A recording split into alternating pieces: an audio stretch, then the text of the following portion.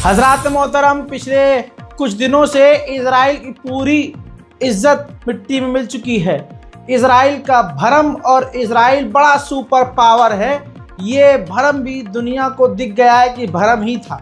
Europe के देश Israel का साथ देते हैं, इस वजह से इजराइल आज आपको बहुत मजबूत दिख रहा है। लेकिन ईरान ने अपने एक ही हमले में दिखा दिया कि अगर इजराइल के साथ अगर ये यूरोप के देश ना हो तो यमन भी इजराइल पर भारी पड़ता है। हजरात मोहतरम, ये तो ईरान का मामला अलग है, लेकिन लेबनान की जानकारी कुछ यूं है कि हिजबुल्लाह ने भी तगड़ा नुकसान इजराइल को पहुंचाया है। 14 इजराइल के फौजियों को ढेर किया है। इजराइल के फौज और इजराइल की नई बटालियन लेबनान के अंदर ज़मीनी ऑपरेशन कर रही थी और ज़बरदस्त तरीके से तबाही मचा रही थी। इसी दौरान लेबनान के अंदर हिजबुल्लाह की मिलिट्री ने उनको रिटेलिएट किया, जवाबी कार्रवाई की, जिसमें 14, ये तस्वीर देखिए, 14 यहूदियों के मारे जाने की खबर है।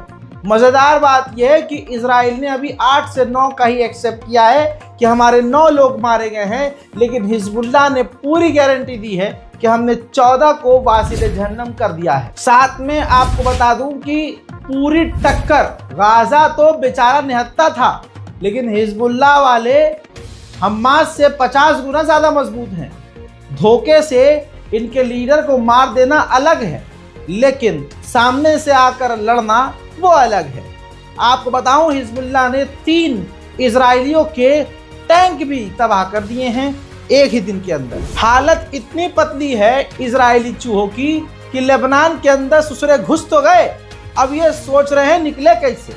लेबनान की सरजमीन में इजराइल के सैनिक इतनी भारी मात्रा में घायल हुए हैं कि हेलीकॉप्टर के जरिए उनको तेजी से इजराइल लेकर जाया जा रहा है मदद के लिए, इलाज के लिए। देखिए,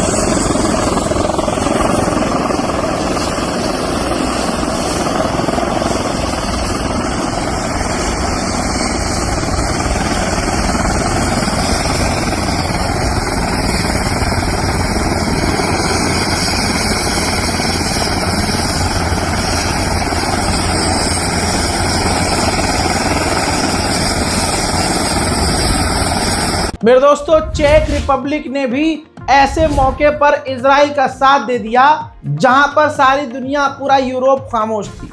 यूरोपीय यूनियन पार्लियामेंट के अंदर इजराइल के खिलाफ एक बिल पास किया गया, जिसमें तमाम देशों ने रजामंदी दिखाई और इजराइल के खिलाफ वोट डालकर राजी हुए कि तुरंत लेबनान से इजराइल वापस निकले।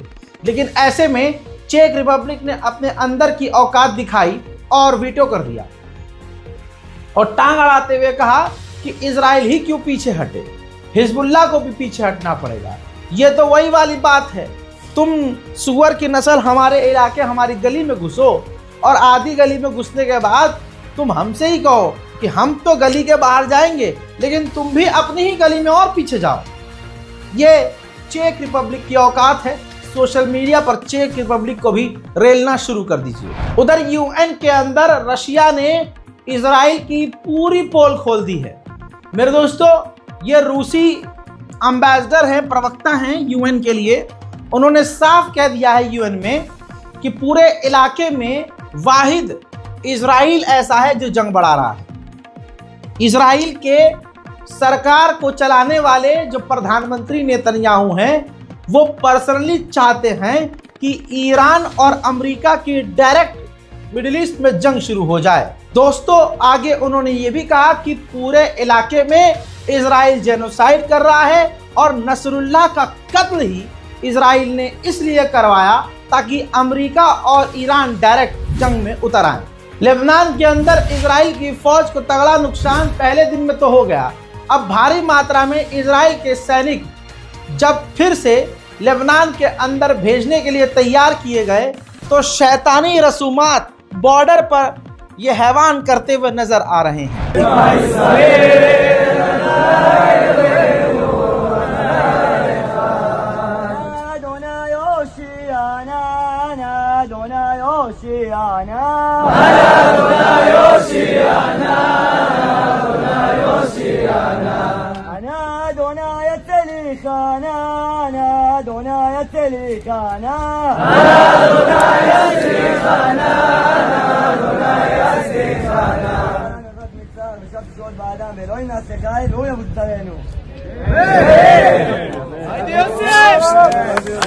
दोस्तों, इसके बाद ताज़ा तरीन अपडेट ये है, ये तस्वीर देखिए, आईडीएफ ने जारी किया है। लेबनान के बॉर्डर के मौजूद जो गांव हैं वहां पर इजराइल की फौज मौजूद है, रेड कर रही है, लोगों पर हमला कर रही है, गोलीबारी कर रही है, लोगों को गिरफ्तार कर रही है। इजराइल को लेबनान में इतना बड़ा फायदा जमीनी ऑपरेशन में नहीं हुआ, तो अब ये देखिए लेबनान के बॉर्डर की तरफ और भी भारी मात्रा में इजराइल ने अपने टैंक भेजना शुरू कर दिए। उधर इजराइल की एयरफोर्स ने लेबनान के आसपास के इलाके और लेबनान की राजधानी बैरूत पर बड़े हवाई हमले किए।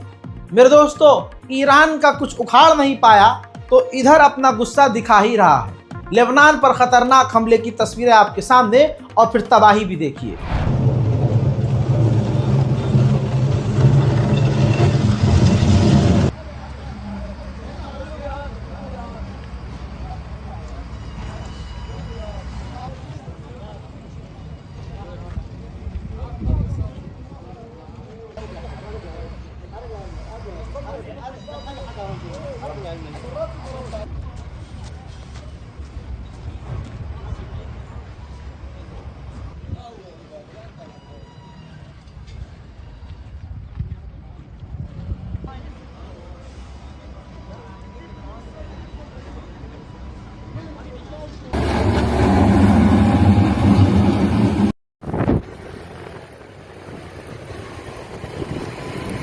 هون الزيون، هاي البناية اللي نازلة دغري، هياها هاي البناية دغري لحد الزيون.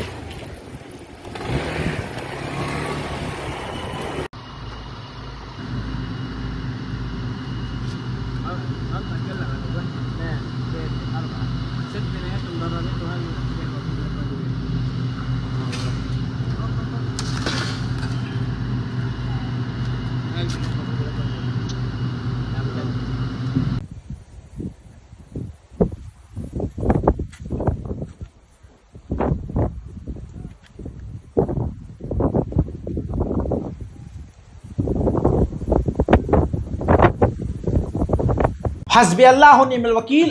हज़रात मोहतरम, लेबनान की गवर्नमेंट के मुताबिक 1873 से ज्यादा लेबनीज इजराइल के हमले में मारे गए हैं, जिनमें बच्चे, बूढ़े और महिलाएं शामिल हैं। इसके अलावा 4 पैरामेडिक्स भी मारे गए हैं जो कि बचाव का काम कर रहे थे और मेडिकल से इनका ताल्लुक था। उधर इजराइल ने बौखलाहट में सीरिया की राजधानी दमिश्क पर भी हमला किया।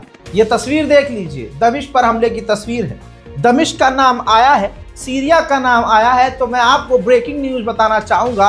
हमारे सहयोगी के द्वारा हमें ये भी बताया गया है कि इजराइल के निशाने पर इस वक्त बशर अल असद है, क्योंकि कोई भी बड़ा नेता है उनका रिप्लेसमेंट मौजूद है।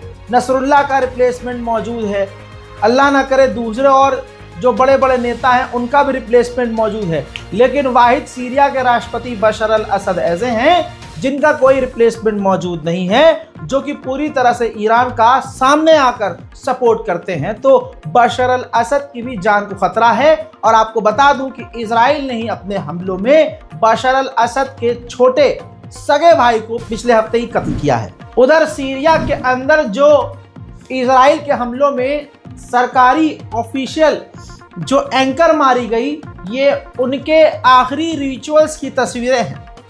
हजरात, इजराइल ने मिडिल ईस्ट में लगभग तमाम देशों को बड़ा बड़ा दर्द दिया है। वहीं लेबनान ने भी पीछे रहना जरूरी नहीं समझा। हिजबुल्लाह और लेबनान की तरफ से इजराइल पर कई सारे रॉकेट दागे हैं, जिनमें से 1-2 रॉकेट इजराइल की टेरिटरी में जाकर गिरे।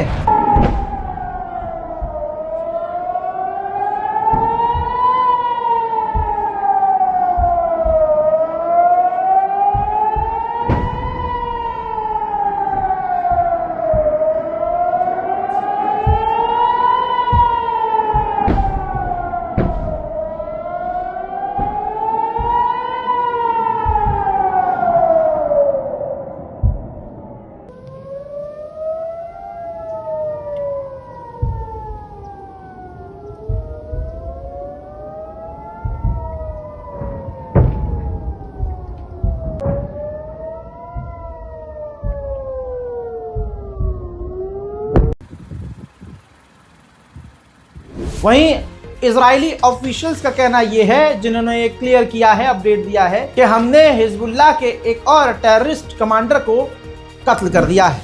फिलहाल के इस रिपोर्ट में इतना ही। इस रिपोर्ट को शेयर कीजिए। हमारे चैनल रज़ाग्राफी अनस्क्रिप्टेड, जिस पर ये वीडियो आप देख रहे हैं, जल्दी से कीजिए सब्सक्राइब, ताकि मिडल ईस्ट की कम से कम खबर आपसे मिस ना हो। मैं हूं रजा और आप देख रहे थे रज़ाग्राफी अनस्क्रिप्टेड। जय हिंद।